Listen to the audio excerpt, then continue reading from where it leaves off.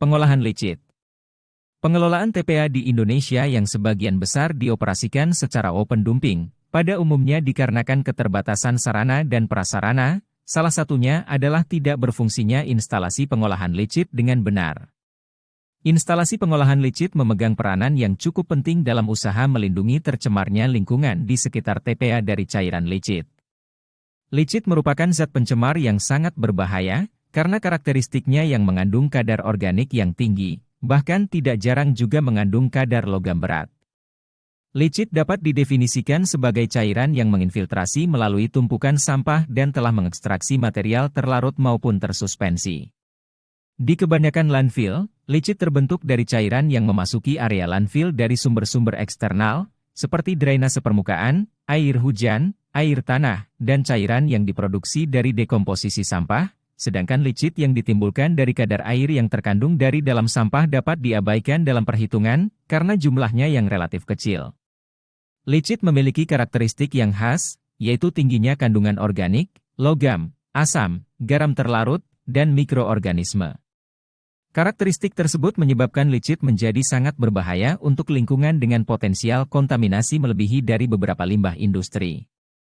Licit adalah limbah cair yang timbul akibat masuknya air eksternal ke dalam timbunan sampah, melarutkan dan membilas materi-materi terlarut, termasuk juga materi organik hasil proses dekomposisi biologis.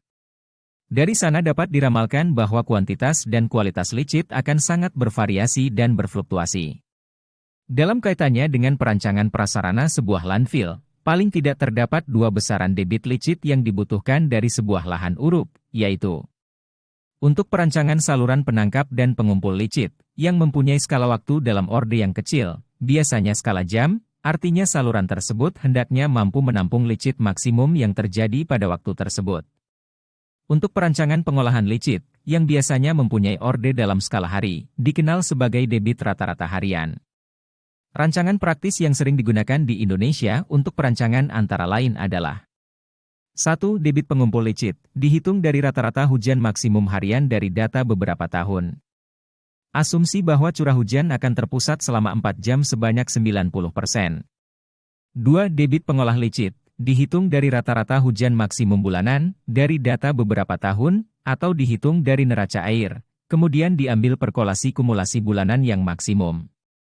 Sesaat setelah licit terbentuk, dan mengalir keluar landfill, licit dapat menyebabkan pencemaran yang serius baik ke air tanah maupun ke badan air permukaan. Oleh karena itu, diperlukan pemahaman yang cukup mengenai timbulan licit, karakteristik licit, jenis-jenis pengolahan, serta best practice dari beberapa instalasi pengolahan licit yang beroperasi dengan baik di Indonesia. Timbulan licit. Produksi licit bervariasi tergantung pada kondisi pengoperasian landfill, yaitu dalam tahap pengoperasian, terbuka sebagian dalam tahapan ini, bagian-bagian yang belum ditutup tanah penutup akhir, baik lahan yang sudah dipersiapkan maupun sampah yang hanya ditutup tanah penutup harian, akan meresapkan sejumlah air hujan yang lebih besar. Setelah pengoperasian selesai, tertutup seluruhnya dalam kondisi ini sampah telah dilapisi tanah penutup akhir. Tanah penutup akhir berfungsi untuk mengurangi infiltrasi air hujan, sehingga produksi juga akan berkurang.